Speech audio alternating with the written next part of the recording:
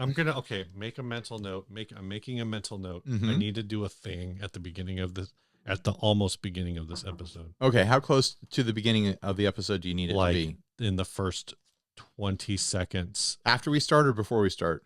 Wherever we think the recording starting part. It can be after the first 20, anywhere in the first 20 to 45 seconds. Before or after the theme song? Jesus, after the theme song. Okay.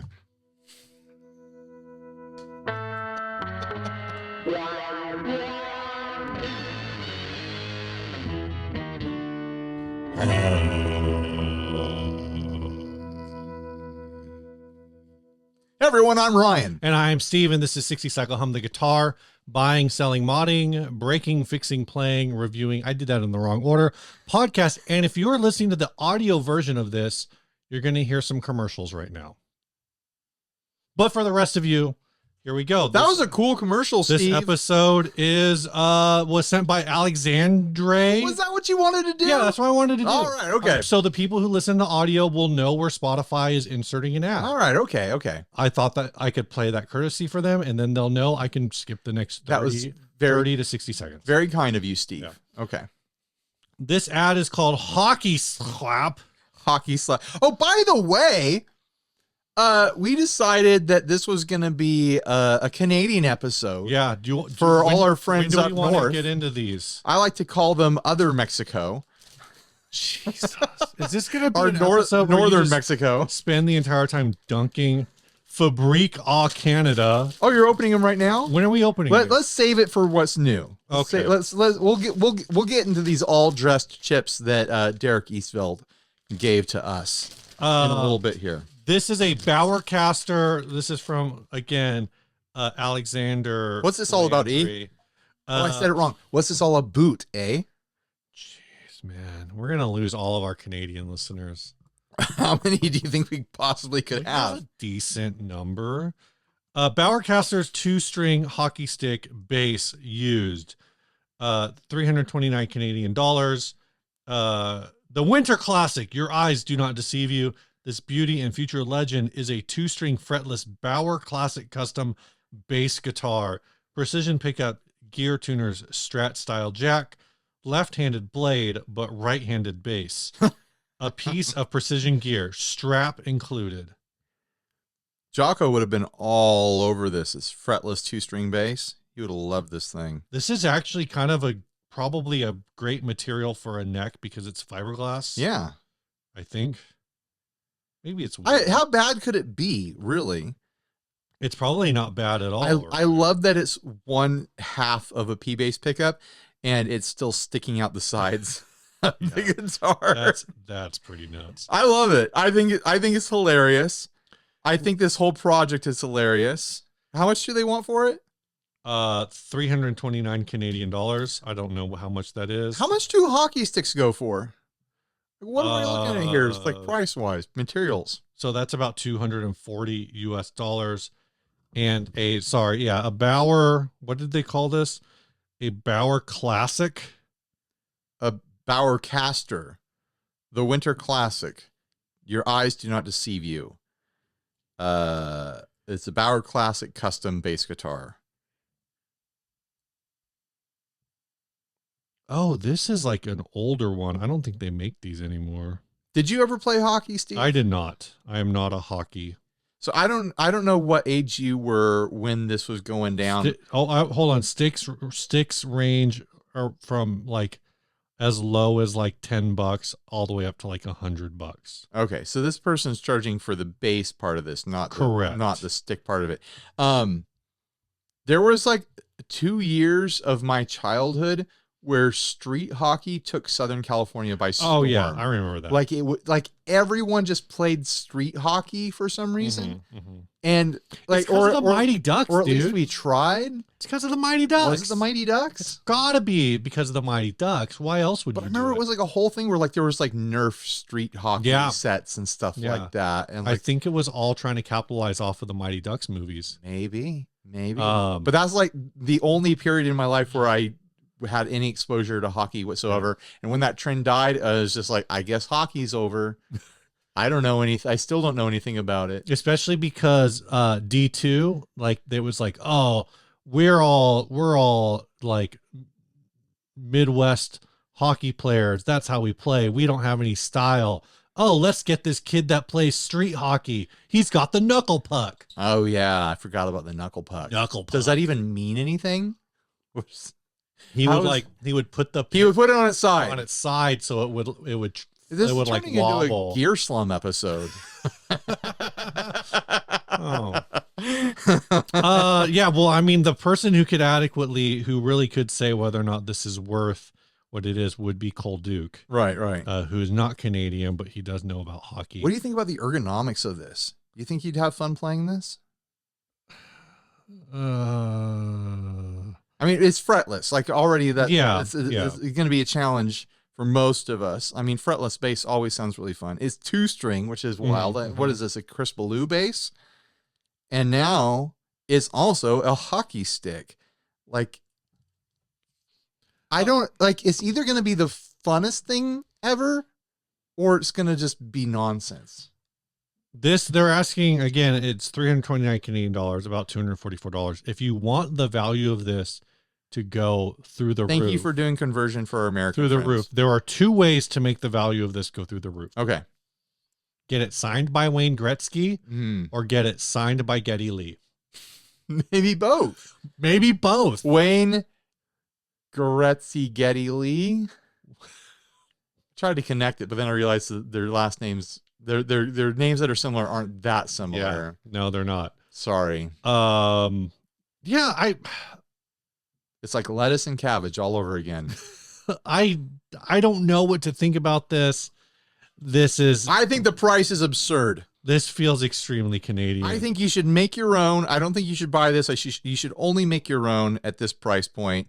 Although it is Canadian dollars, so I don't really understand the conversion totally. What did you say it was in American? $240. I would say that this is probably, if this was $150, it's interesting. $150 American dollars, so about. How did they run the wire? How did they run the electronics for the pickup? It's just floating. Oh, I see it now. Okay. Yeah, I think it's just hanging out. Maybe it's like taped down or something, but it just looks like it's dangling. The angle of the dangle.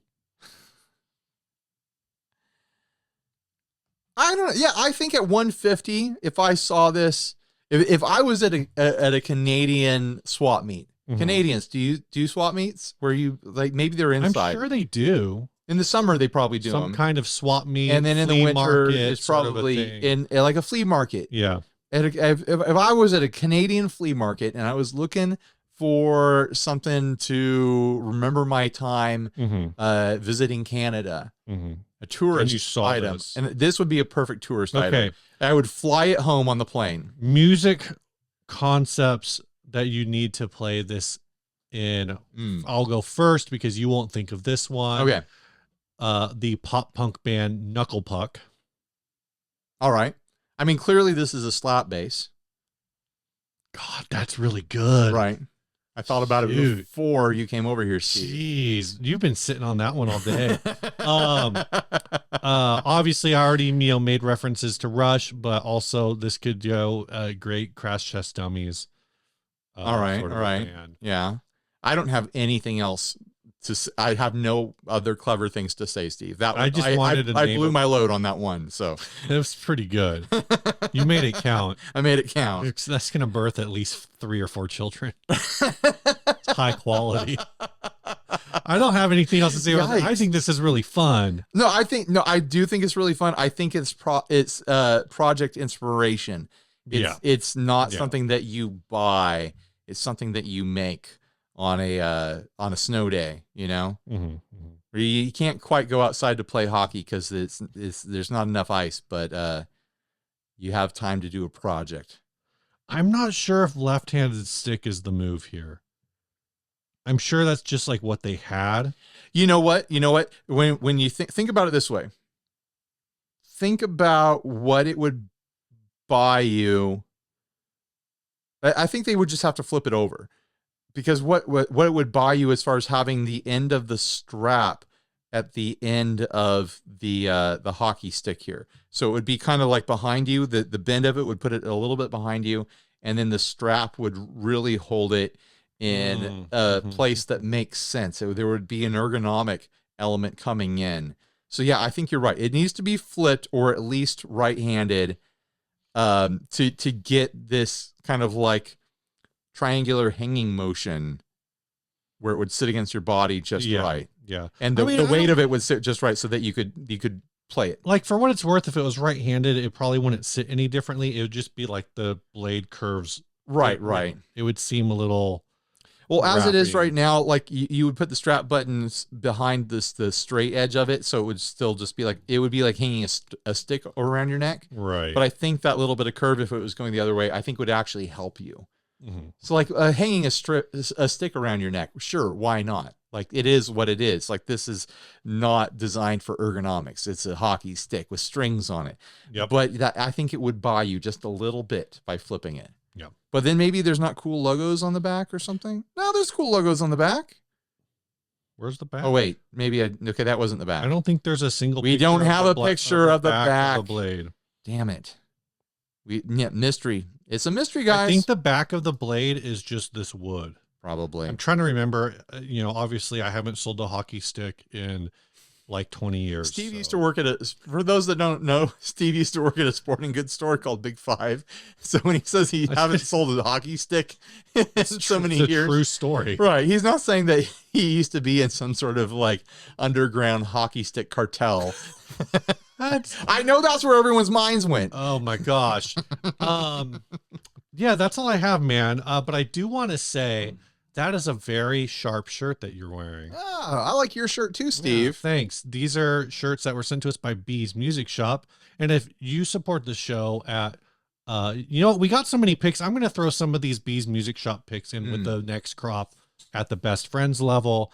If you head on over to our Patreon, you can support us for $1. $5 I send picks and stickers, and I'll probably throw in some B's Music Shop picks and maybe some B's Music Shop stickers. Who knows? We'll see. I got to see how many there actually are. And at the $10 level, I'll definitely send you something from B's Music Shop. They sent us a pile of stuff last episode. If you haven't watched last episode, go back and watch it because they sent us so much stuff. But it's a great way to support the show financially for you all to help us out. It pays for food. It pays for stuff like NAM. It pays for internet services. What else? It pays for SD cards. Yeah. It pays a lot of stuff. The electric bill to keep. There's 1, 2, 3, 4, at least 5 LEDs on. Whoa, nice burp, Woo! Steve. Hey, Steve, this is our Canadian episode. Sorry. Thank you. Sorry. Now I'd like to say sorry.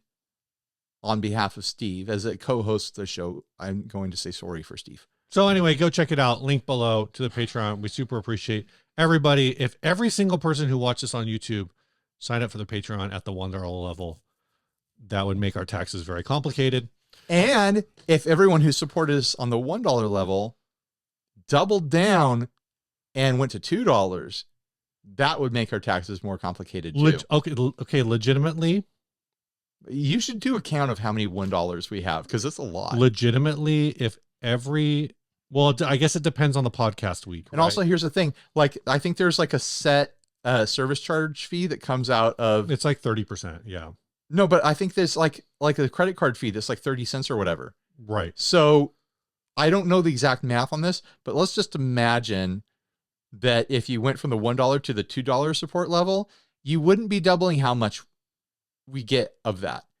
You would be maybe tripling it. Oh yeah. That's why Patreon wants us to kill our $1 level. They want us to do $3 minimum, but we like to make it available. If you love the $1, don't change anything. But if you want to change your lives, if all of you $1 at the same time could switch to $2, it would be a huge windfall for us. If you want to change our lives, join our Patreon at the $10,000 level, or just whatever. Like just like legitimately.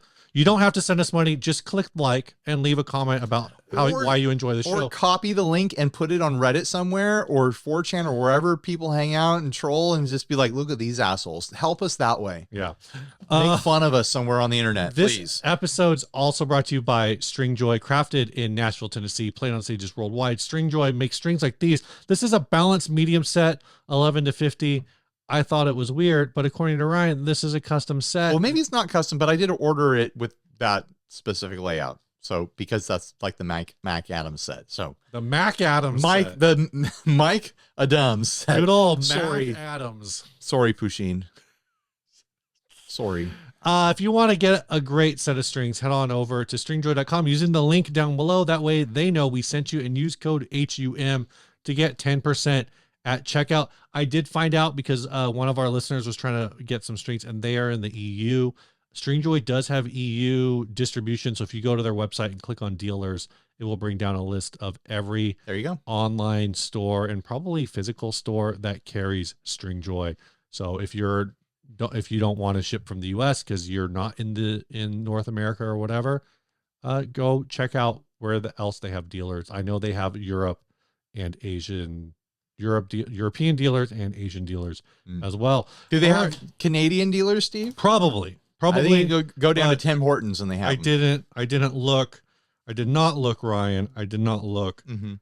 Sorry, I didn't look. This next ad was sent by Tom Cornfield. Is that what I wrote? Tim Cornfield? Yeah. Ryan, what do you say to Tim? Sorry, Tim. This is a JHS 3 series.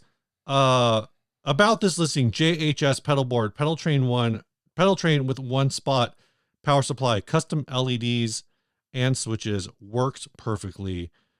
This was listed 2 months ago on Revv. It's still up. Is this every 3 series pedal? No, it's not every. Like, I don't even have every. Oh, I used to have most of every over there, and it was like 20 pedals at this point. So this isn't every one. Let's look. There's 7 of them, which is a lot. This is a pedal train. I don't know which pedal train this is. We've got the standard reverb, the delay, the chorus. There is a Rowan noise gate in here. Yeah. The overdrive, the distortion, the fuzz, and the compressor. So they're missing like 3 reverbs. Oh, and they've got a little tuner pedal as well.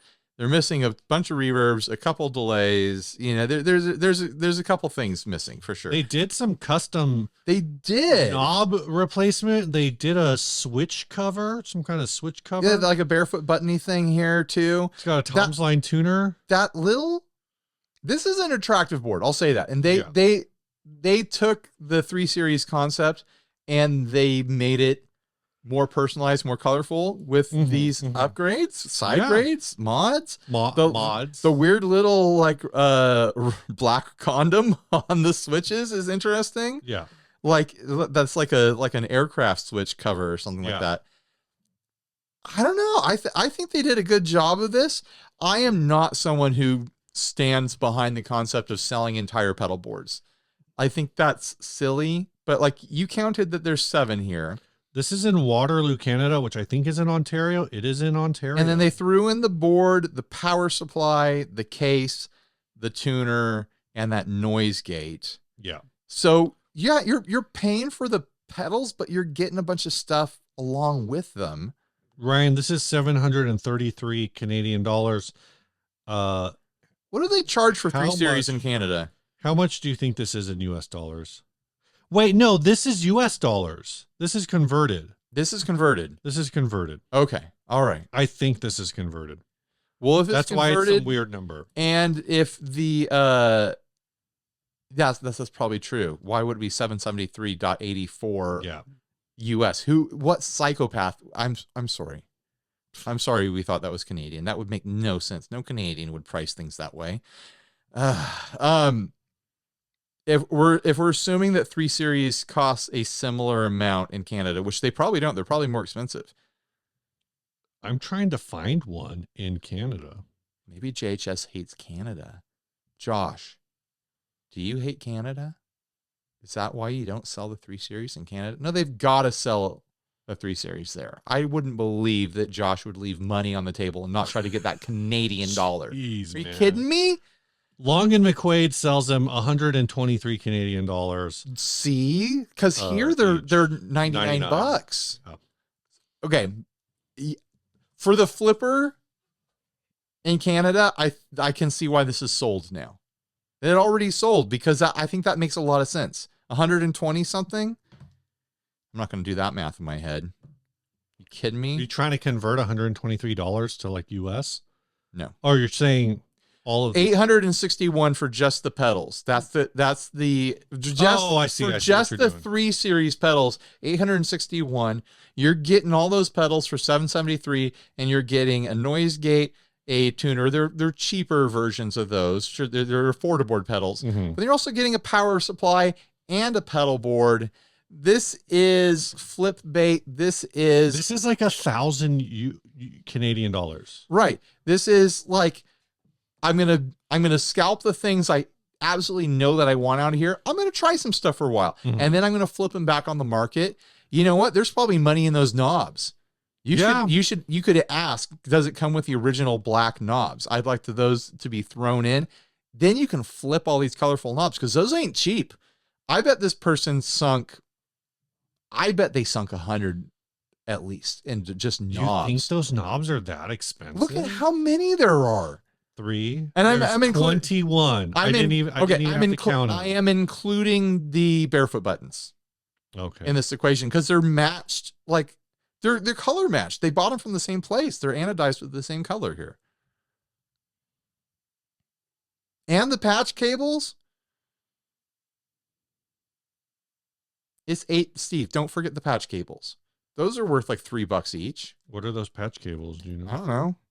They might be worth more than that. They look kind of fancy. Oh, they're Ernie balls. Oh, cool.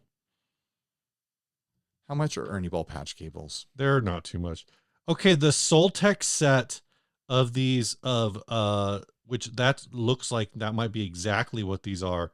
7. Oh, this is only comes with 6. So what color did they use, or did they use one? Oh, this one doesn't have the light blue, but you can get 12 of these knobs for $23.99.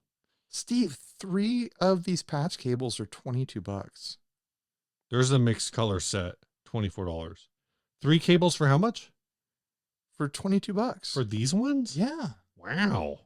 Okay, no, here they are for $20. But they've got cables are they've expensive, got 8 man. here. They had to buy $60 worth of cables to populate this board. Yeah, they had a couple left over. I know the math. Okay, it's under 10. I can figure that out.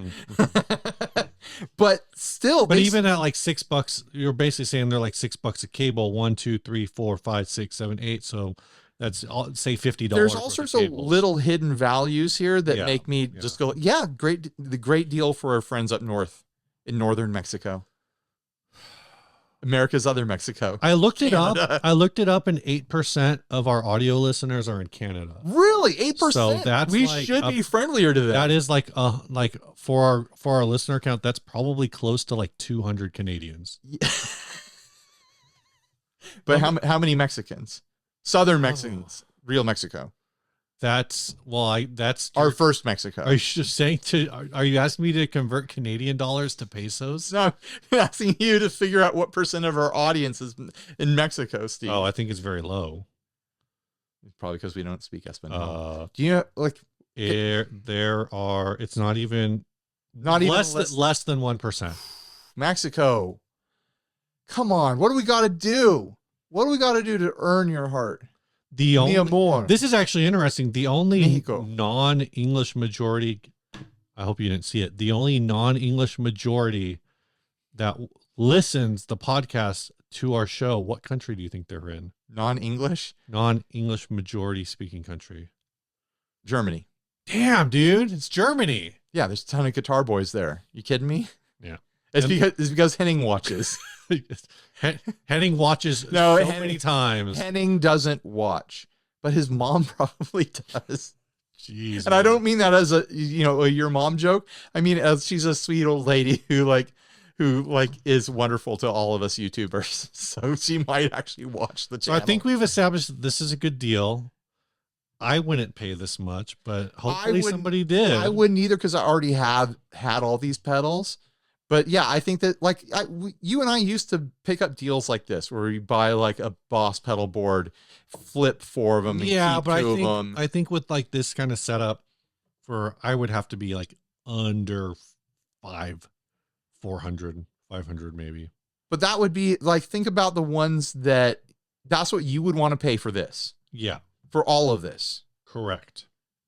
To be tempted to go get it for flip bait. Correct.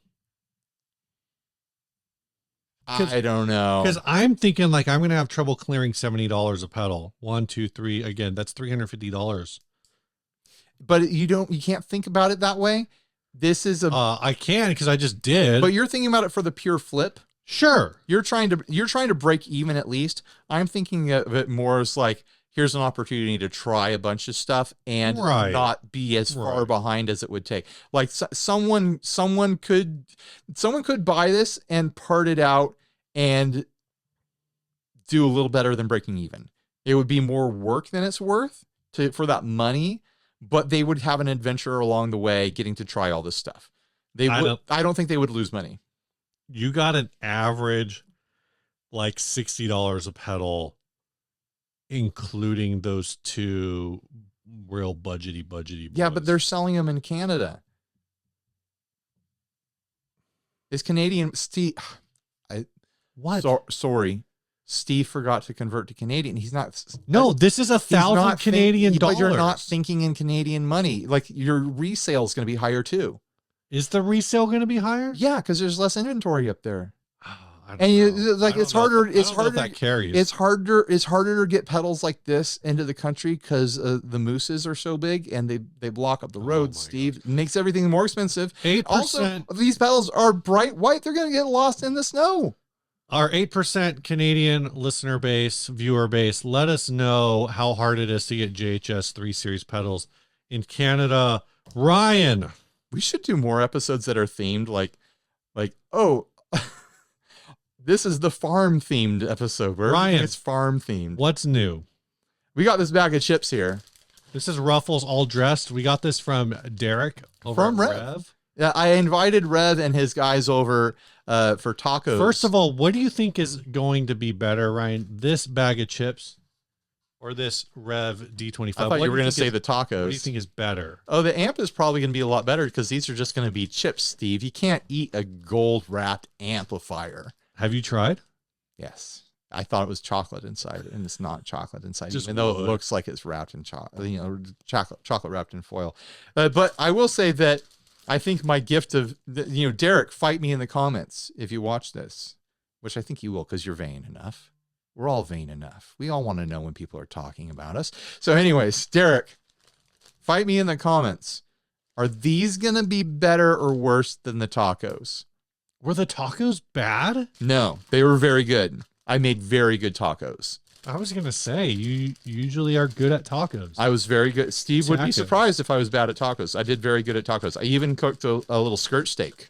Ooh. That I marinated it with my own homemade marinade. Now, you say it was a little skirt steak. Are you sure it wasn't a mini skirt steak? It was like that.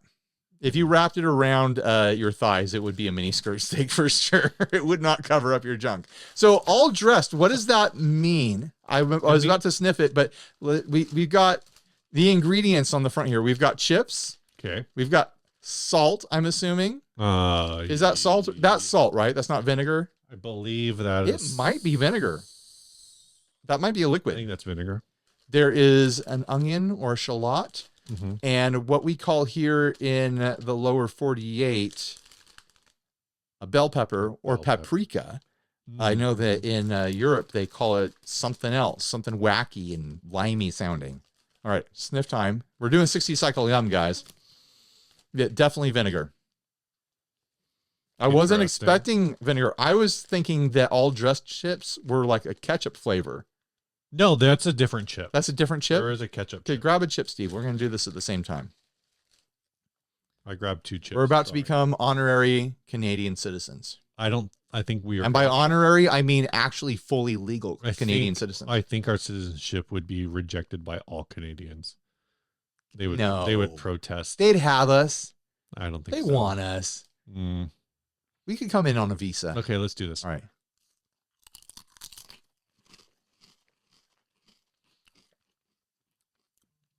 Are you kidding me? Why don't we have these?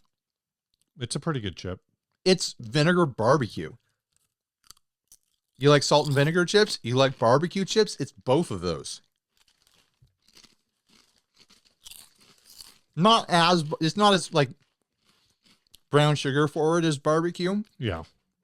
But that paprika with the vinegar, and the bit of onion. That's Canadians. I get it.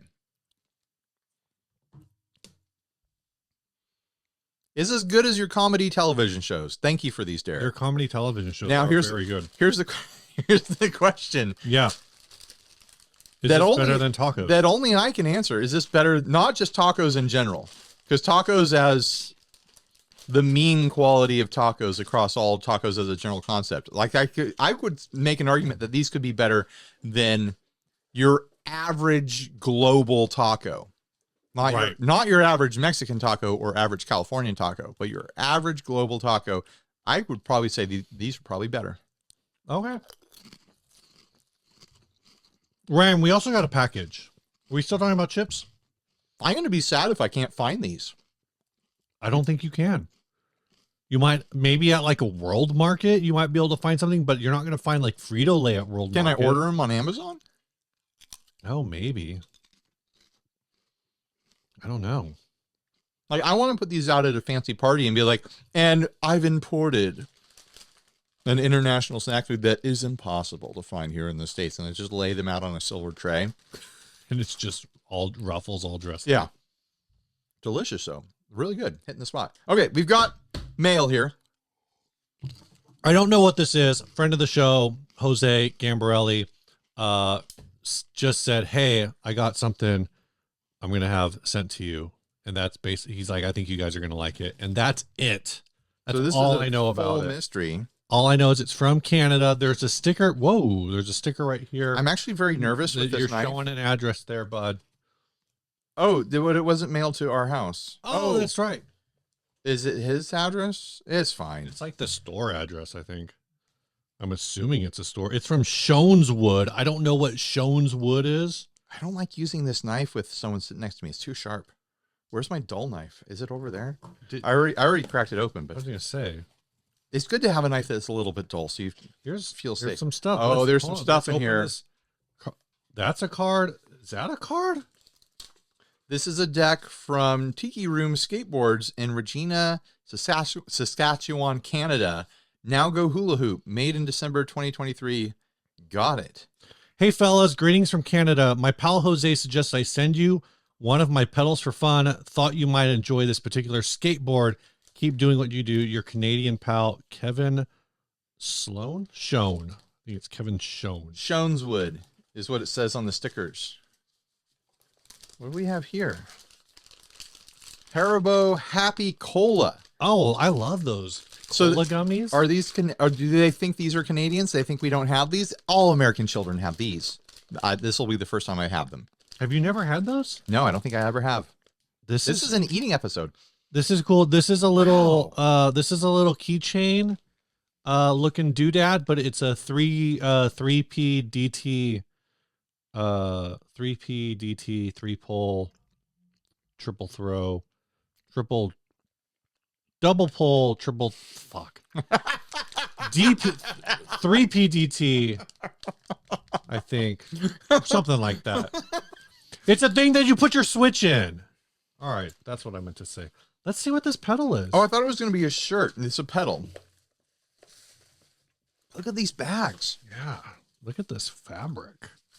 Very. We didn't plan ahead to do a Canadian episode. It's just kind of like lots of things lined up. We had 2 Canadian ads. We had 2 Canadian things to open. Hold on. Answer me this. You're the graphic design guy. What is this sticker? What is this playing off of? I know it's it, a but skate I don't. brand. I forget.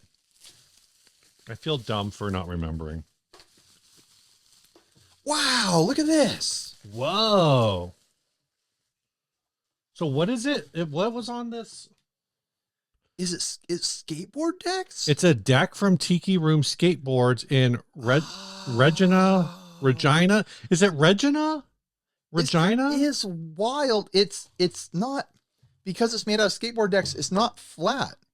It's slightly curved. Oh, that's so weird. I want to make sure we're not forgetting anything here. It's got the truck holes on the bottom. Yeah. That's fun. This is a new one. I haven't seen it's this the before. Shoneswood Mean Prick.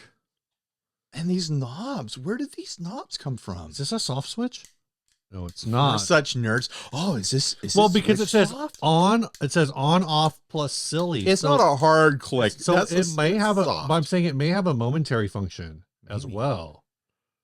This is amazing. I don't even care what it sounds like. I'm going to put it on a shelf.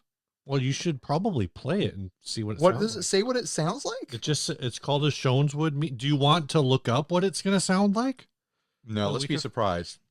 Well, I won't. This showed up just in time because next week I'm going to film my video. I'm going to film a Temu video where basically I've tricked them into paying me to do cool pedal demos that I have just had sitting around. So I'm going to review patch cables from Temu as an excuse to show off cool pedals. And I'm definitely going to check this thing out because that's amazing. Yeah. Very cool. Thanks, Shoneswood. Thanks, Jose, for setting this up. He's been finding brands that I think, he watches all of our stuff. And so he's found a few brands that, I guess this is a teaser. I don't know when it's happening because I don't think we have the pedal yet. Maybe we do. I don't think we do. Do you have the pep yet? I don't. Well, we're working on it. I don't. That's another one that Jose set up. Help us get. Well, eventually. I hear from her seems like every 3 months. She's like, I'm still going to do it. I'm like, okay. I think it's a 1 or 2 person operation. It's pretty chaotic. But they've had some shop hangups. Okay, so the people behind Rush Pet Box hit us up, and it's the daughter of the guy who invented this historic fuzz, and she's still producing them. Yeah, with the same equipment and manufacturing process that her dad was doing.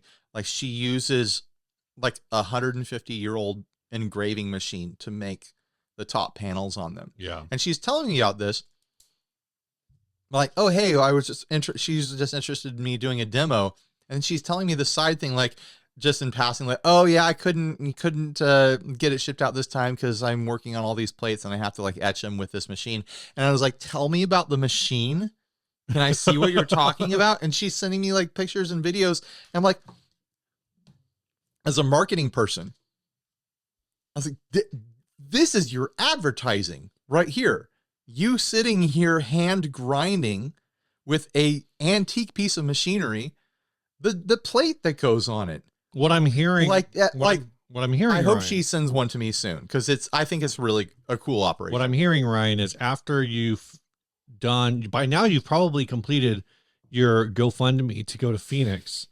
That after that, we need to start a GoFundMe to send you to the UK. Well, no, to film this engraving machine. You don't have to ship people around.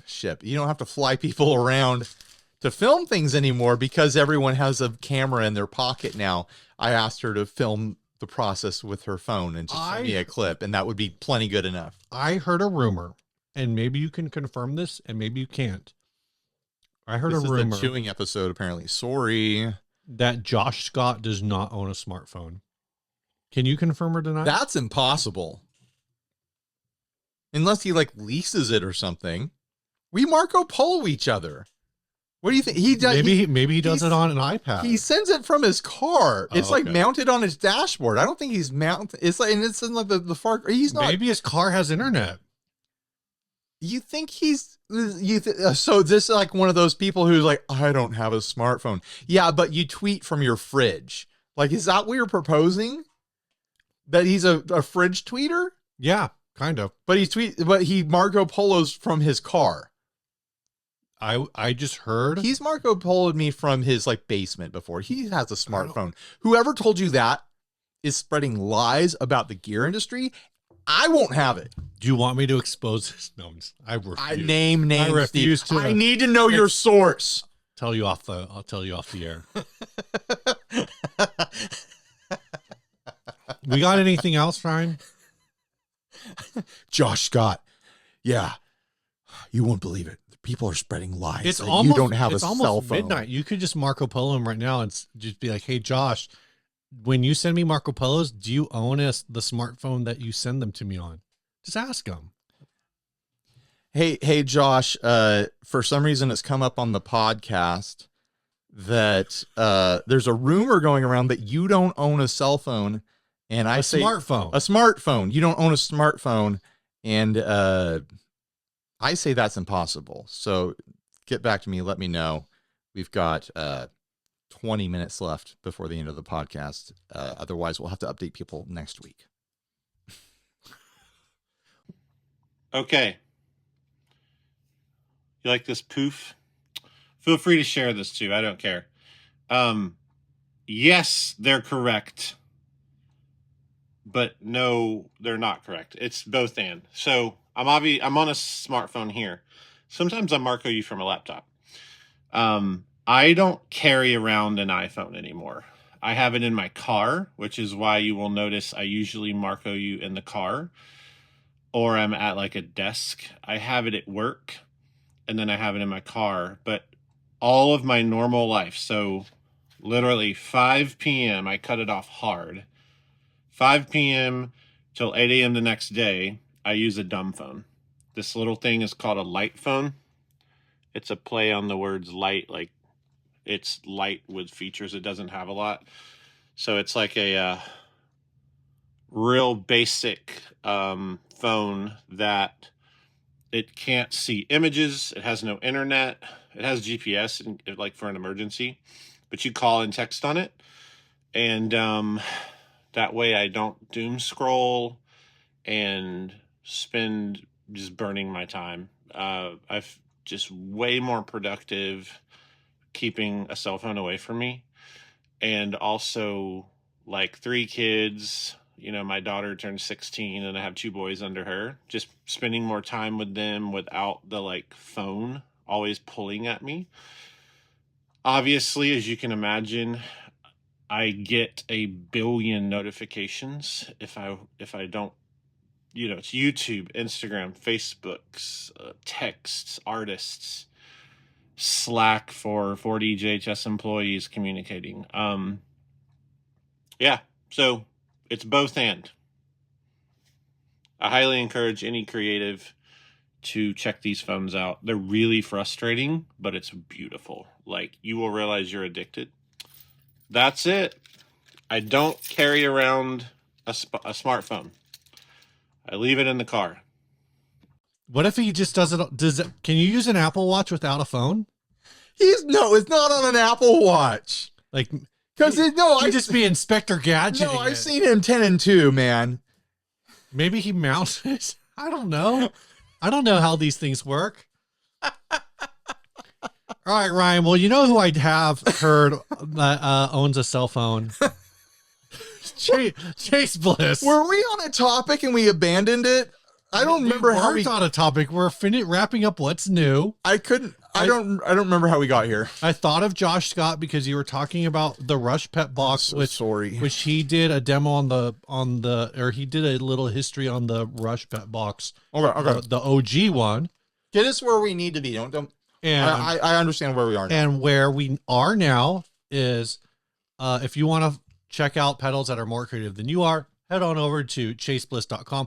Get on their mailing list because they do like 1 or 2 sales a year of B-stock stuff or whatever. So if you're interested, but you're like, you know what, like I want one, but I'm down for B-stock. I'll take a little bit of a discount to get something that's a little blam. Get on that mailing list because that's the only way you're going to know about it. chasebliss.com.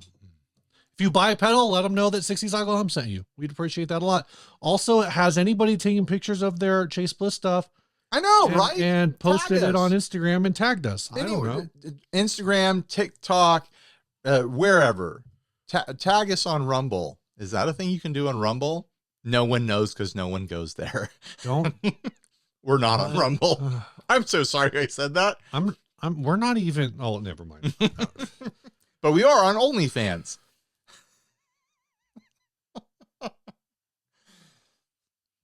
Did I kill the show? I'm sorry. Ryan, can you hit me with that topic? Oh, yeah, there's a topic.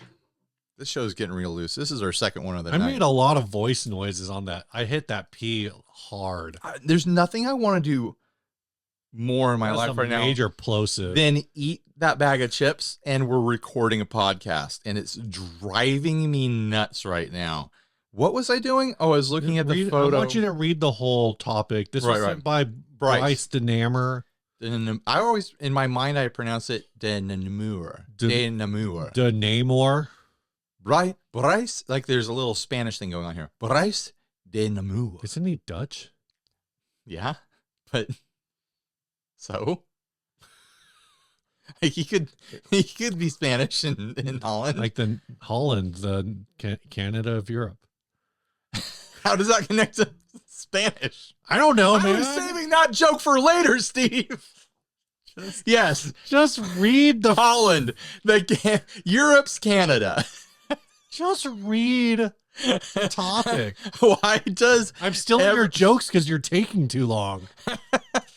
Why does every other guitar YouTuber want to teach me to play like the pros? In air quotes. I don't want to sound like a pro. I want to sound like a 19-year-old Joey Santiago who's thinking of starting a band with his weird neighbor Charles. See, the way that I pronounce Santiago was like if Bryce has a little bit of a Spanish thing going on. I punched in play guitar like a pro. The highest thing was I remember when the short came out. The short is called Pretending to be a Beginner and then Shredding. Oh, so it's like those. Yeah. I hate those. There's a bunch of these. Oh, but then one of the top ones is Music is Win playing the Forbidden Riff, I think at NAMM. There's one that's 035. You know what? Let me just not do the highest ranked list because that's garbage. It doesn't come up. Guitario, 10 things anyone can do to get better at guitar. Well, they're a service. Best player. That doesn't count. Here's a Dire Tube, best guitar player at Harvard. How to improvise on guitar if you're an absolute idiot. Record guitar like a pro. That's Paul Davids. Solo like a pro.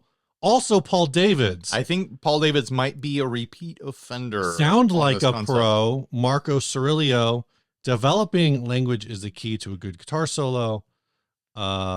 Do this every day. The guitar exercise changes life. Understand these 4 things to get good. Also Paul Davids, the best way to record guitar. Rick Beato, how to record an acoustic guitar. But what about being like a pro? I just searched for play guitar like a pro, and I'm telling you, you're telling me all the titles that have nothing, that don't say be like a pro. Well, maybe there's not that many people telling you to play like a pro. Is that going to be the topic? Is it we just say that the premise is wrong? I don't know. It's a false premise, Bryce. I'm sorry, but that's just not reality. It's really just Paul Davids. Here's Sound Like a Pro Guitarist in 20 Seconds from Akash Mak. Okay. That counts. Understand how to get good at acoustic guitar. Also Paul Davids. This is going to be the whole bit. Steve just reading YouTube titles. Is this a good episode? No. This is a good episode. I do think there are a lot of like lessons that are framed around like, learn the tone tips of the pros and whatever, right? So I think that's... But what is a pro? A person who gets paid to play music. Someone who plays guitar professionally. If you're trying to learn how to play like a pro, it's because you're trying to learn how to play like a professional guitarist. Mm-hmm. What's a professional guitarist? What is a professional guitarist? In my mind, are you a professional guitarist? No. What are you? I'm a professional YouTube content creator, on-screen personality, demonstrationer. I'm a demonstrationist. You're a guitar demonstrator. I am not a professional guitarist at all. Right. You're not hired for your guitar skills. Or like, could you call your Sweetwater rep who professionally works with guitars? Would you call them a professional guitarist? They might be on their own, but not in that role. But they don't play the guitar. Like, I don't call my Sweetwater No, rep. they do. They do play the guitars. Right, but I don't. They make themselves familiar with the product. I don't call my Sweetwater rep to be like, hey man, can you pull a Guild Surfliner Deluxe off the wall and play it for me? I want to know what it sounds like. Over the phone. Over the phone. In the 90s, that would have been something that would have existed. Hey, you call 1-800-Guitar Center. One of our guys will play whatever guitar you want to hear over the phone so you can order it. Someone's going to start playing the Forbidden Riff You know, they're going to start playing Stairway, and someone else is going to be like, "Hey, no Stairway," and they're going to be like, "Man, I'm trying to make a sale." Okay, here's the new bit in my head. 1-900 guitars. Call in tonight. Oh my gosh! Anytime you want. $5.99 a minute. Hear any guitar all night long. Yeah. Hey, 1-900 guitar. Could I hear a Les Paul through a tube screamer? What's gonna happen is it's gonna be like Dire. You're gonna hear Dire Straits, Sultans of Swing, and right when it hits the like big guitar solo is when your time's gonna run out, and it's gonna switch to like the operator voice. Please deposit 25 cents to continue. It hard clicks to an operator, like, your session's over.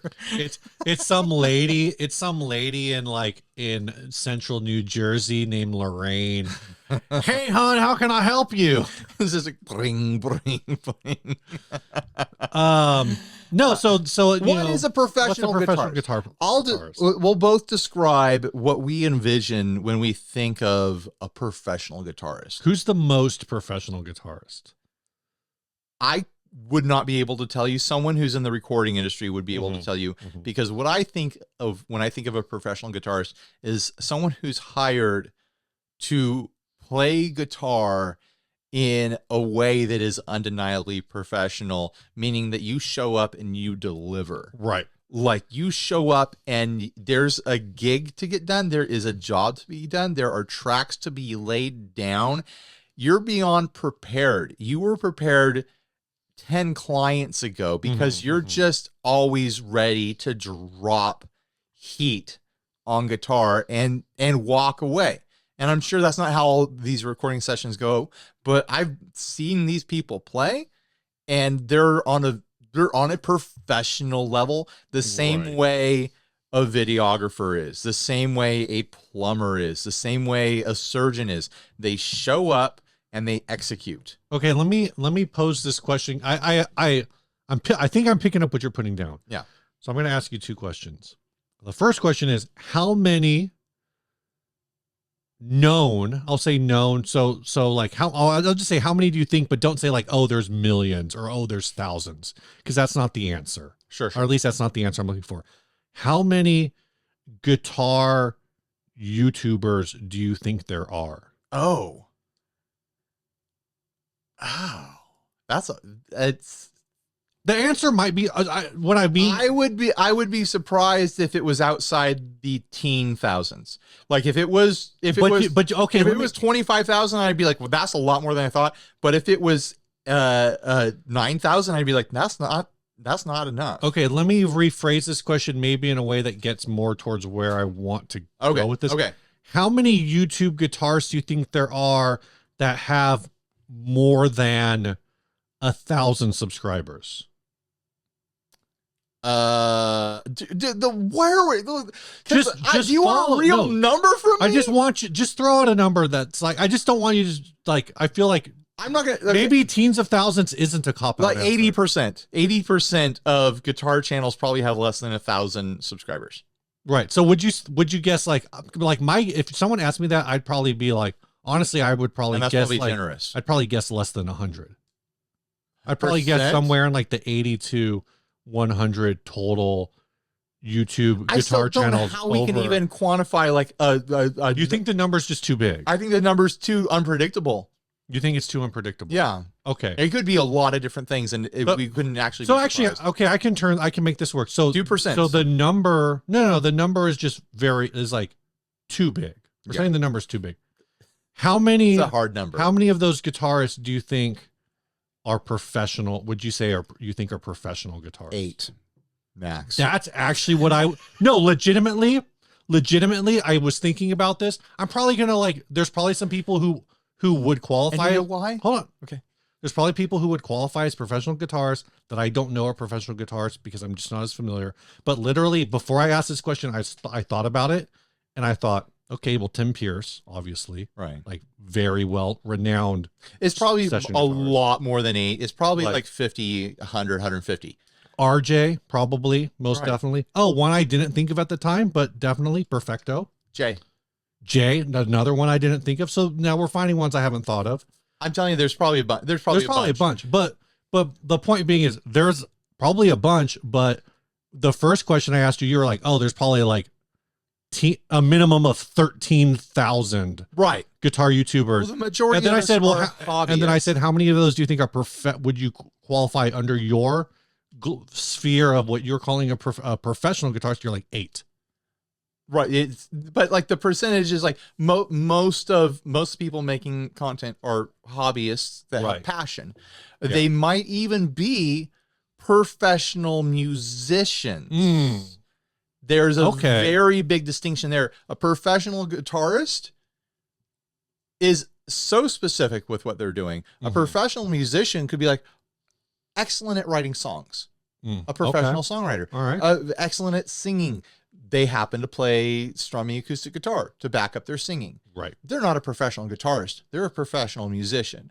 Like there's a wide variety of professionals that have YouTube channels that are professional musicians, but not what I think of when I think of a professional guitarist. Okay, when I think of a professional guitarist, I'm thinking about a guitar assassin. I'm going to name some people. Name them. Jack White. That's not okay. While I think he's a very good guitarist and I like his guitar work a lot, I don't think of him as a professional guitarist. He's just a so I would think of him as a professional musician. Just tell me musician or guitarist. Okay, Jack White, musician. Oh, he's a guitarist. He's a guitarist. But see, here's the line. Like I wouldn't. If he came onto if I was a recording engineer, sure, a producer or something like that, and if he came in to be a guest in a recording, it wouldn't be to hire a professional guitarist. It'd be to hire Jack White. It would be to have a celebrity appearance, a celebrity touch, you know, like to have a personality touch from a known personality. A professional guitarist is not a personality player. Like people in the industry would say so, but people in the audience are just going like, oh, that's a slick guitar riff. That's a slick guitar riff. That like here's an example. Like there's a new Dandy Warhol song that just came out or just got fed to me on social media or whatever. Right. And Slash is on it. Okay. I love the Dandy Warhols. I've listened to their entire catalog a lot because I love them legitimately. He only knows Bohemian. It was not hard for me to hear exactly when Slash was playing. Right. Because Slash is a professional guitar star. Yeah. He's not a professional guitarist, in my opinion. He is and I'd say that about Jack White. He's a professional guitar star. He's a professional musician. He's a professional known quantity. He's a professional musical personality. So do you think when people, they have these, you know, kind of headlines like how to play like a pro, tips to play like the pros, whatever. Do you think that those are, I don't want to say bad, but I don't know what else to say. No, they're not bad at all. If anything, I think it's very effective advertising with that concept. Like that, if they wanted to teach you to play like Jimi Hendrix, then it would be like learn or another Jimmy, a Jimmy Page, or if you wanted to learn like Jimmy Vaughn, all of the Jimmys. You want to learn like any of the Jimmys? Jimmy is Chicken Shack. Then you would go to lessons that say learn to play like the Stars. Learn to play like the Stars, because the Stars are the one they have a personality brand. The way they play is a personality brand, the same way as the way William Dafoe talks is a personality brand. The way that these people play guitars, they're guitar celebrities that play a certain way. I could hear Slash on the Dandy Warhol song, even though he wasn't playing the Sweet Child of Mine riff. He was playing guitar parts that went with the Dandy Warhol song. He was playing the November Rain riff. No, it wasn't like that. Like he was, it wasn't like, and now Slash. It was like he was incorporated into it and working well with their sound, honestly. but I could still hear that it was him. If Jack White jumped onto any band song, I would be able to hear it was him, even if he wasn't doing Jack Whitey things. Like, he's a guitar personality. You can hear the accent in his playing. And that is how to play like a star scenario, like decoding. Like, if you're selling different listening plans, do you want to decode how to play like Jimi Hendrix? How to impart his personality into your playing? To do an impersonation of Jimi Hendrix? Or do you want to learn how to play like the pros? Do you want to learn exactly what bits of theory you need to know in the studio, on a session, in a gig? Do you need to know how to step into a situation and the drummer says some sort of complicated time and you're on it?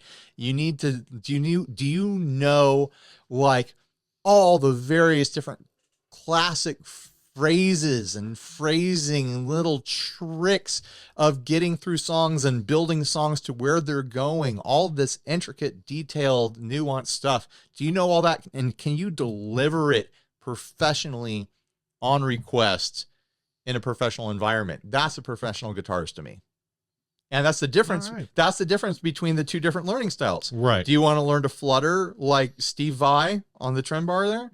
Or do you want to know exactly what to play, when to play it, because you are aspiring to be a career musician?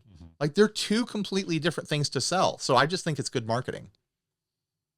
I don't think it's over promising. I don't think it's any sort of like, it's, if that's what they're saying, then that is something that I would pay money to do, because it is a specific lesson. It is a specific direction. It sounds like an education and something leading to something professional, where, you know, like going like how to play like a celebrity rock star, how to play in their signature accent and style, how to play like Elvis, like you got to cover a guitar in leather for some reason.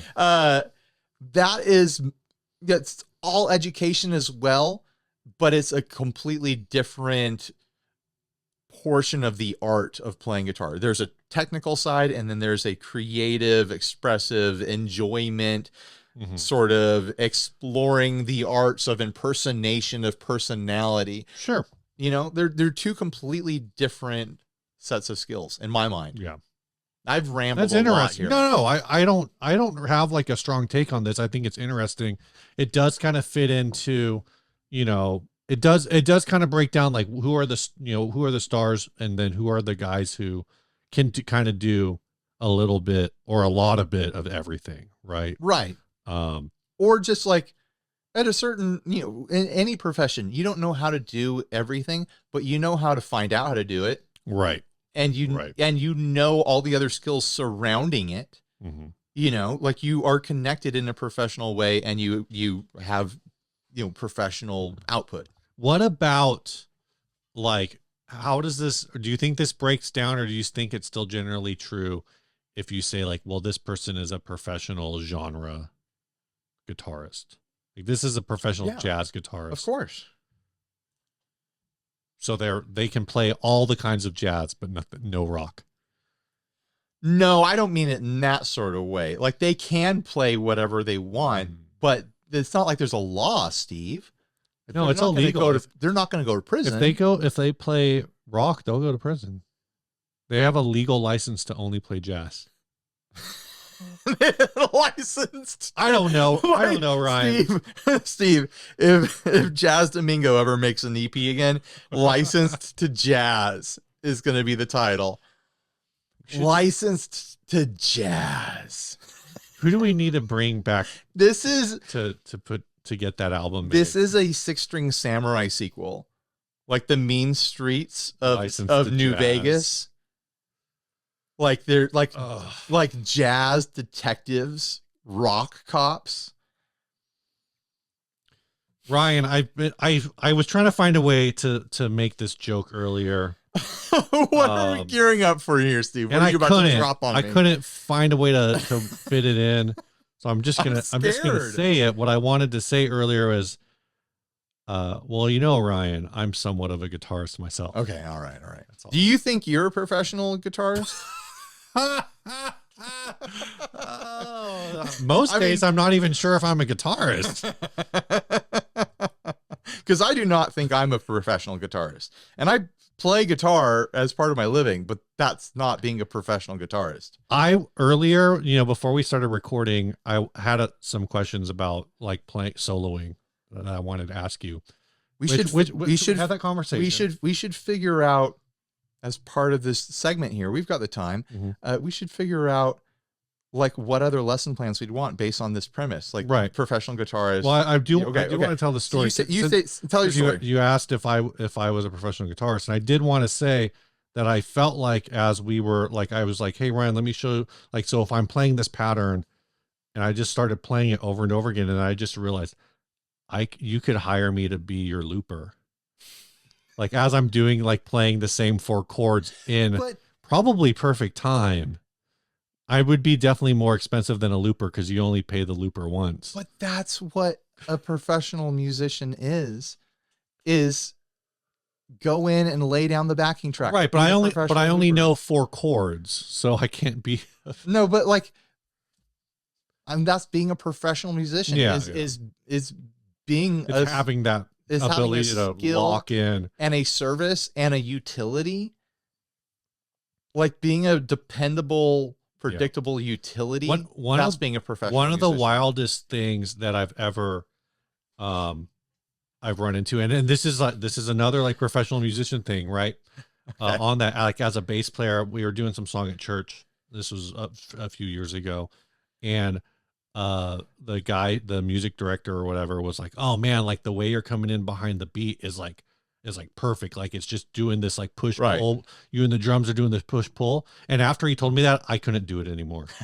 Like he's like, no, do that thing. I'm like, I don't know how I was doing it. I wasn't doing it on purpose. I was feeling it. And now that you're telling me to do it, I can't do it. And that's the difference between me and a professional bass player. Professional bass player would just be like, oh, you want me ahead of the beat, behind the beat? You want me to switch it up? Like, what do you want for here? The times in my life where I have been and rightfully was the most embarrassed of my musicianship would have been the times when I've been recording music with someone else and they tried to get me to play the click. Like I can do it a lot better now because I've actually have a lot of stage time with the click in my ear now. But there's a good couple sessions with various different people where like, okay, now we're going to have you play with the click. And I would just fall apart over click. Like I couldn't. Like it didn't feel right to me versus drums. Yeah. And that's because of a complete deficit in my ability. Like that's where I'm at as a professional. I mean, I think you just kind of, in some ways you have to get used to it and you have to find ways to make that count like innate. Okay. So like I honestly, like, I feel like I followed the click better when I only hear it at the start. And then I have found that if I only hear it at the start and then the volume is just, maybe I can hear it subconsciously, but it's not in the forefront. Right. Then when I stop playing like 3 minutes later, I'll still be pretty much perfectly in time. But if I'm actually trying to consciously follow the click, sometimes it really messes with my head. Right. Totally. Yeah.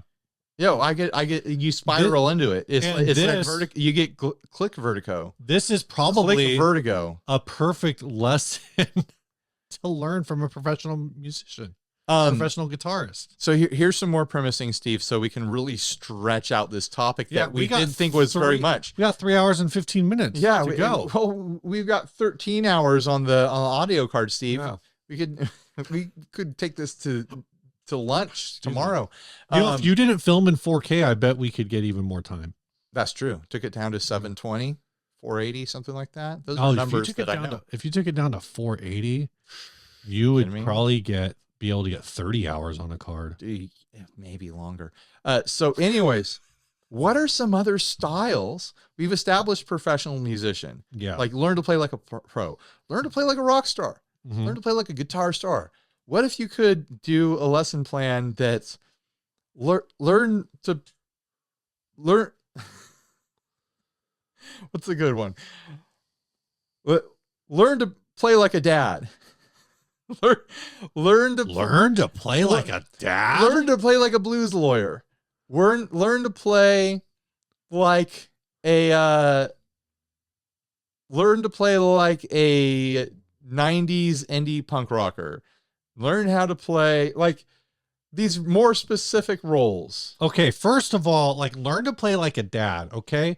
All that is you have an acoustic guitar, you walk into the living room and you say, "Hey honey, look at this thing I learned." And then you start playing Stairway and like 3 chord changes in. So you're like, do do do do do. Oh, stop. Do do do do do do do do. Oh, sorry, I haven't gotten that far yet. Right. Like that's playing guitar like a dad. Playing guitar like a dad is like picking your 5 songs that you remember from high school, but you only remember how to play like 20% of each one. Yeah. So you just kind of keep going through the same stuff, and it's like your family's watching you mentally decline. It's playing Johnny Be Good, but you're like your sense of tempo, like you start at the right tempo, but then you get to like one of like the trickier parts, so you slow way down. Right. Then you speed back up and you slow way down. Right. I feel like I'm making fun of too many dads. There's all sorts of different styles of like kung fu and stuff like that. Like I'm talking about different styles of guitaring. Like learn to play like a drunk. How to play like a drunk. Learn to play an open mic. Right. How to play an open mic. How to play like Jason Mraz. Right. How to beat Dave to the grave. how to get pulled into playing bass as a guitarist. Be the worst guitarist in your band, and then there is no bass player, so now you're the bass player. Hello. How to run sound like a small venue owner. Why are you just making I feel like you're making fun of me now. You're just naming things that I've done. No, I've done them too. I'm speaking from experience. So a few weeks ago, I jumped on Bully the Kid. Does like a bass hang like every week or every other week, Sunday nights. How to play like a YouTuber. And I jumped on one. Oh my gosh. I jumped on one, and he goes, so how'd you get into bass? And I go like, well, I showed up to play guitar, and it was my buddy playing drums and you playing guitar, and I showed up with the guitar, and at the end of the night, Adam was like, yeah, this 2 guitar thing doesn't work. And I was just like, I could do bass. And that's how I became a bass player. And the chat was like, yup. Yeah, like a whole bunch of people who were like, yeah, I was the worst guitarist in my band, so I became the bass player. That should be a shirt. Worst guitarist in the band. Now I'm on bass. Sentenced to bass. You have been found guilty of being the worst guitarist in the band. You are sentenced to 30 years of hard bass. Jeez.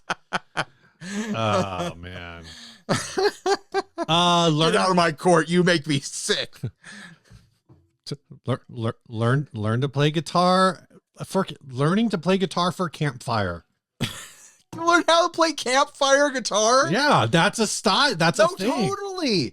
Like, here's the songs you need to know. Here's the like fun little different things you can do. How to incorporate tambourine, you know. The advanced maybe I don't know if it's the advanced class or maybe it's just the sibling class of that is learn to play guitar for a college party. Also, like the campfire one, it could show you how to tuck the egg shaker into your sock, you know, like songs for busking. The really advanced level is when you bring in the harmonica. Oh, but yeah, advanced cringe, maybe. Learn how to play like a busker. Like, yeah.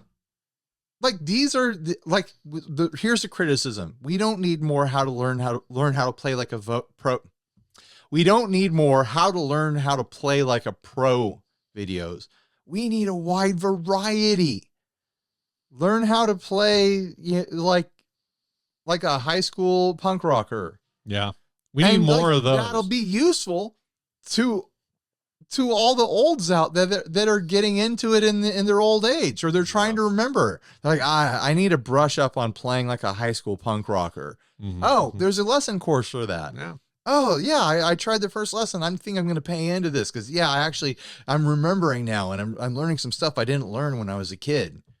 Learn to play guitar like, what was that guy's name? Joey Santiago.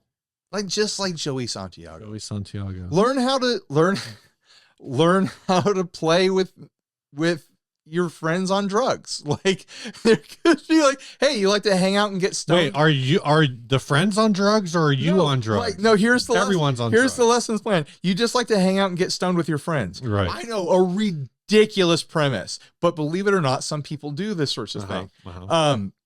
You like to hang out with your friends and get stoned and fudge around on guitar. But what if there was a lesson plan to help you optimize that experience so that you get the most out of it? And I'm not talking about the drug part. I'm talking about like, hey, when you're in this state, like here's some good prompts for starting. Like, and you want to make sure you're going to learn how to play it. You're really going to get good at Redemption Song, Three Little Birds. You need to make sure that your solo is not longer than 4 minutes. Like 4 minutes is still really long for a solo. You're talking about that kind of like Fish High. Right.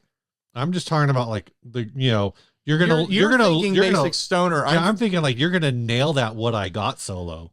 Right. You're gonna play that guitar like a guitar playing guy. But like how to have a more protected, more productive, right? Like stoned with your friends jam session. Like that would be useful information, and it'd probably be very entertaining. How to play like a wedding guitarist. That's almost like there could be business lesson parts of it. So going all the way back, like this is a long ass episode. We've been on a topic for way too long. Do you think a wedding guitar, like where does someone like someone who's in a professional cover band, right? Are they a professional guitarist? They're not like a professional session guitarist. If you provide a service for hire, you're a professional guitarist. So someone who shows up. But you do that. No. It's different. It's different because I can sit here on my own time and edit the best out. Mm-hmm. I have to edit a lot out. I'm talking about like, this isn't about editing. You show up and you got to nail it. Yeah. So like first try. Yeah. There's, I know people who like, they get a set list and they never practice with the band. They just show up and do it. Right. And they just organize like, cover bands that only exist for like 1 or 2 gigs, and then they do a new cover band because some client asked for a Blondie cover band. Well, let's figure out a Blondie set, and they just email it, and everyone learns their parts, and they show up and they nail it. Like that's being a professional musician. That's a profession. That's a skill that you can bank on. That you can bank on delivering on demand because that is what you do. Right. You don't have to wait for inspiration. Or perspiration. You're not going to, are you kidding? It's been years since you sweat. This stuff just falls out of you. So cool. Yeah. You're so cool. Yeah. You're the coolest. All right. Let's end the topic because it's been going on way too long. Did we learn anything? I don't know, man. I think we just talked. Yeah. I think we figured some stuff out, Steve. I feel better now. This last ad. My iPad's in dark mode now. It's so late. This is from Mark DeBrune. It's called Doomed Sonic. It's not from Canada. It's from Holland. 1993 Duo Sonic reissue. That was it right there. You spoiled the joke. I wanted to save it for this. This is from Holland, which of course we all know is Europe's Canada. This is why I shouldn't tell you jokes before the show. Sonic reissue made in Mexico. It's a nice little short scale guitar, 22.7 in real relic, a few blemishes and hairline finish cracks in the typical places. Great travel guitar or for someone with small hands. Solid poplar body, C profile maple neck and fingerboard, 22-inch fingerboard radius. That does not sound accurate at all. 22-inch fingerboard radius. Scale length 22.5. Also, they already said it's 22.7, which is accurate, not 22.5. What is the fingerboard radius on this? Like 7.5? Yeah. Is it pretty tight? Yeah. Bolt on neck with unbound maple fingerboard, dot inlays, heel adjust, truss rod, not in a good way. Bender single coil pickups, electronics, 3-way toggle. New tuners. They replaced tuners. You replaced the tuners on yours, right? I sure did. That's one of the few times I suggest someone replace their tuners is if they get one of these super short scale 90s Duosonics. Why doesn't yours look as cool as this one? Because it wasn't submerged underwater 50 times. Like it didn't, like it abandoned in a tide pool. or something. I mean, this is a 1993, which is 30 years ago. And you know what? But this looks like a 1963. This has earned some age.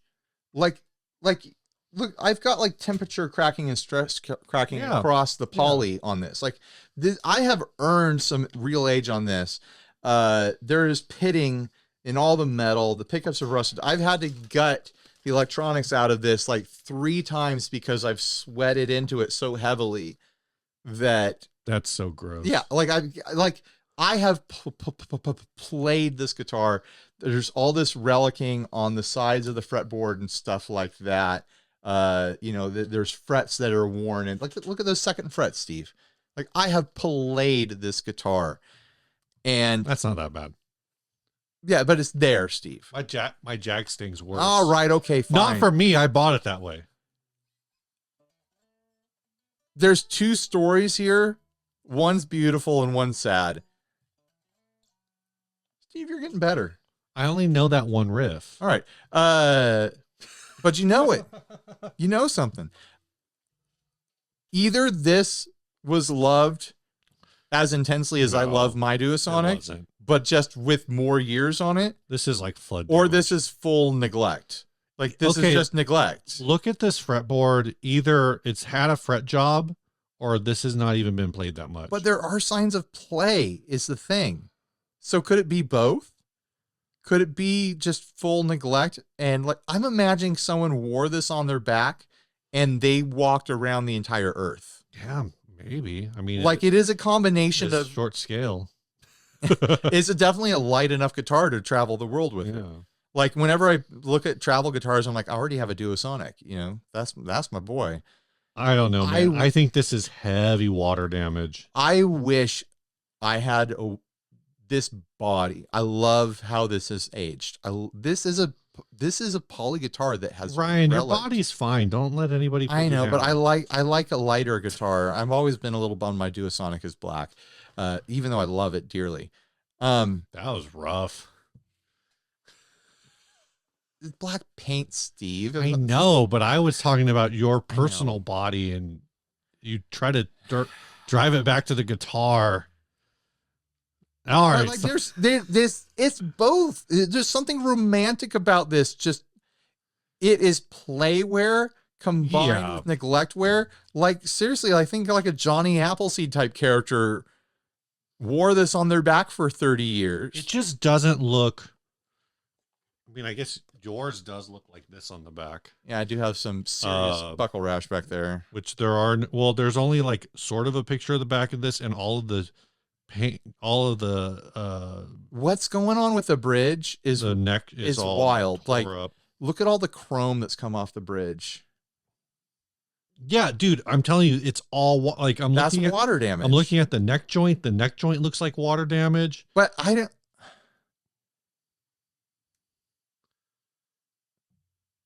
But someone was playing it too. Like, this didn't get left in a flooded basement and then get found 10 years later, like, and get scraped out of the muck. Someone was playing this many times in the rain. Dude, you know what? Okay, maybe you know what I'm seeing. So, like, this was like their camp guitar, and they like camped all over the Great North, Steve. They were Canada camping. All over Canada. You have such living outdoors with this guitar. You have such a romantic vision for this guitar, Ryan. I do. And all I can see is train spotting. So in Steve's vision, this is in just this awful, like, a squalor heroin situation. Yeah, like maybe it was played a lot. It gets played a lot, but there's always vomit on it. The guy who owned this guitar, he's the one who should be making how to play guitar like a stoner. All bodily excretions have been on this guitar. Like, it is like there is. Like, we've just got conflicting mojo here, Steve. Mine is like a Johnny Appleseed, like, folk hero type who wanders the wilderness playing a Duosonic. Yours someone deep in a terrible situation, and the guitar is completely surrounded by tragedy and heartbreak. I agree with you. I like the way the front of this bodywork looks, but like the chrome, okay, the chrome stripping 1993, I can kind of see that in certain conditions.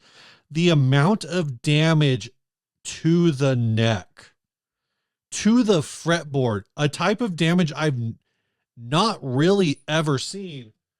I'm looking at your guitar, right? Right.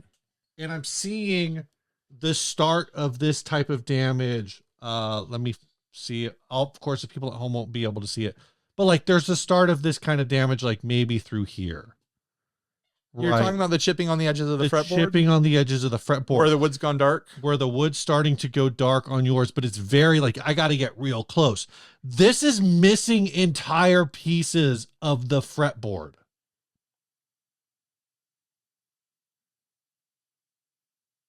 Like the space between the first and second fret is just completely worn off. But to me, that's like a damage. That's not, this got played so good, so much. Because necks don't wear like that. I have a 70, 80-year-old guitar at home that does not have that kind of wear. I think this was played an inhuman amount. There's no way to predict what could happen.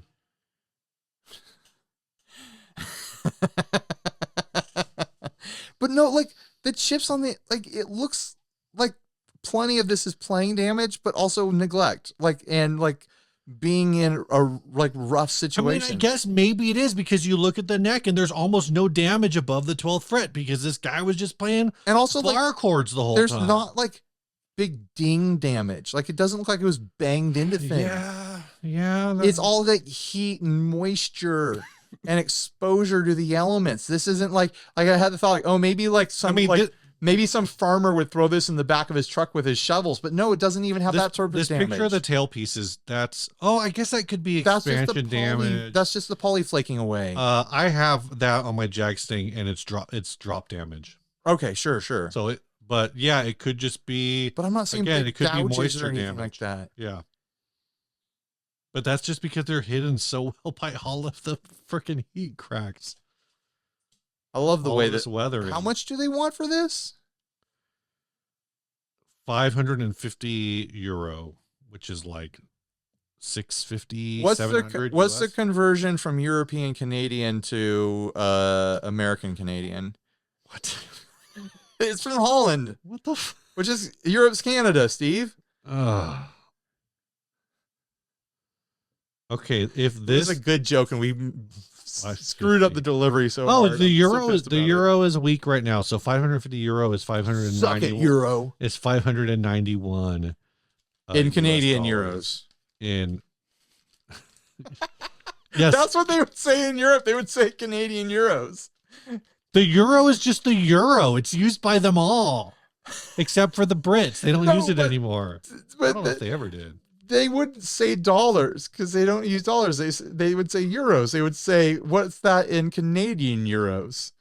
You're saying the dollar is the Canadian euro. What? No. I'm saying, so here we say what would that be in dollars? Yes. In Europe, they would, what would that be in American dollars or Canadian dollars? In Europe, they would say, what would that be in Canadian euros? They wouldn't say dollars. They'd say euros. But this is in euros, €550. But I'm saying that if we were in Europe and we were looking at this ad and we said, oh, this is €550, then we would be like, but what's the conversion to take it to Canadian euros? We would call their currency Canadian euros. Canadian dollars. No. When you go to Mexico, you don't say pesos. Convert this to Mexican dollars. Actually, you might because they also have dollars, I think. Right. Do they have dollars? But they don't have dollars in Europe. Right. They have euros. Right. Which is why they would say Canadian euros. That's not true. They would say Canadian. Europeans, back me up on this.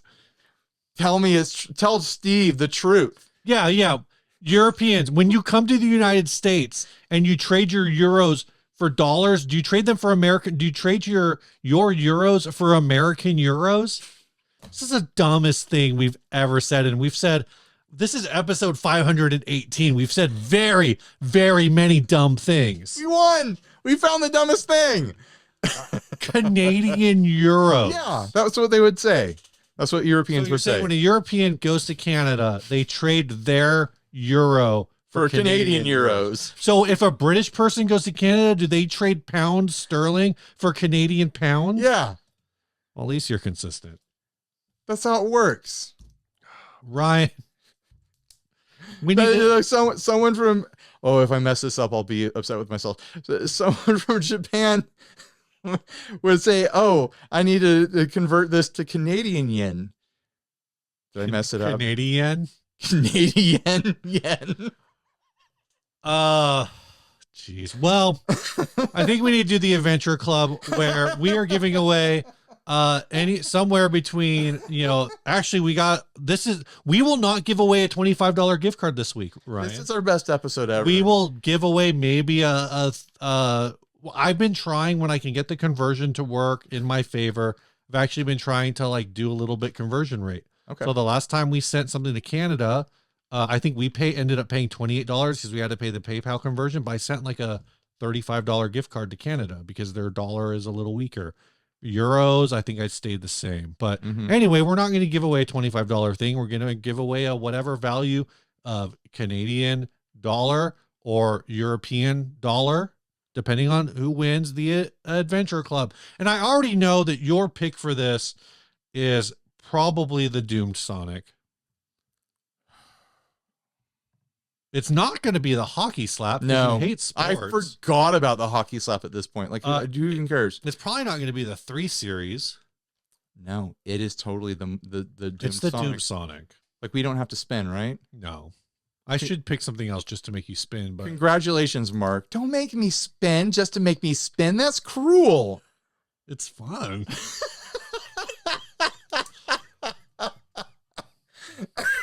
Steve, don't pick a song. We're going to go old school. Okay. What are we doing? Canadian National Anthem. All right. Do you want me to find it so we can No. Oh, yeah, I guess find it. Yeah. Do you salute during that? No, we'll eat chips. We'll eat chips during the Canadian. If I had known we were going to do a Canadian episode, I would have gotten us Molson or something. Are you ready? Mm-hmm. You want the full, we're going to play the full. Play it. Drop it on me, man.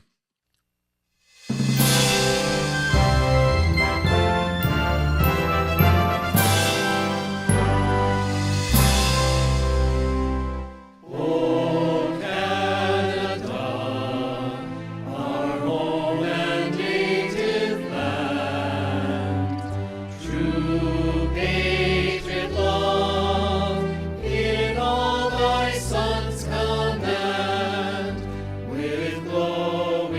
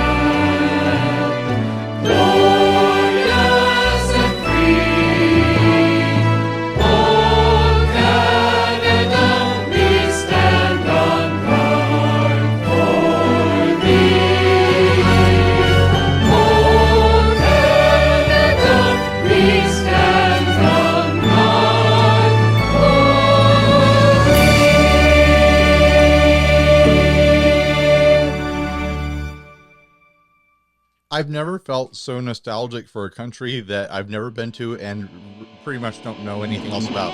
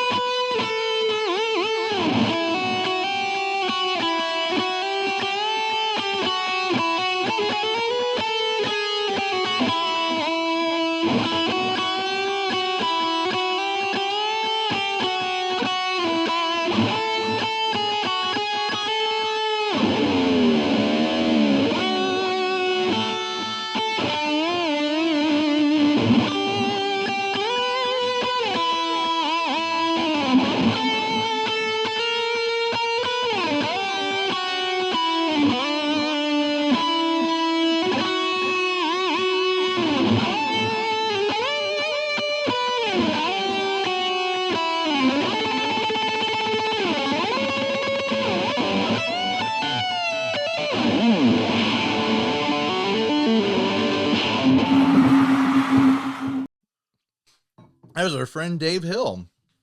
Dave Hill. Dave Hill. Comedian Dave Hill. Look him up on social media. He's a funny guy, and he plays his guitar pretty dang good. There's some unexpected little melody bits in the Canadian national anthem. It's better than ours. It is. I don't want to do that. I'm just going to say it. I don't think it is. Our national anthem's not good. You don't think our national anthem is It's good? too much. It's too much. I don't. Those builds, like they're more subtle. The Canadian national anthem is a lot like these chips here. A very delicious, a scrumptious, yet well-balanced flavor. This is not smack you across the face like a barbecue chip or even like a cheddar sour cream ruffle like we get in the States, or even a sour cream and onion. It's more mild, it's more subdued, but the taste still feels big. You know what this is? These are session chips. You could session a bag of these chips. We just about did. We're pretty close to it, but I mean by yourself. Like, sure. Like you want to binge on chips? Like you ain't gonna get tired of eating these chips. You're gonna have to cut all of the chip talk and turn it into a 60 cycle yum episode. All right. I wish I'd known how to done the like is there like a salute that you do during your anthem? I wish I'm sorry. Say goodbye. I'm sorry. Stay grounded. Stay grounded. See ya.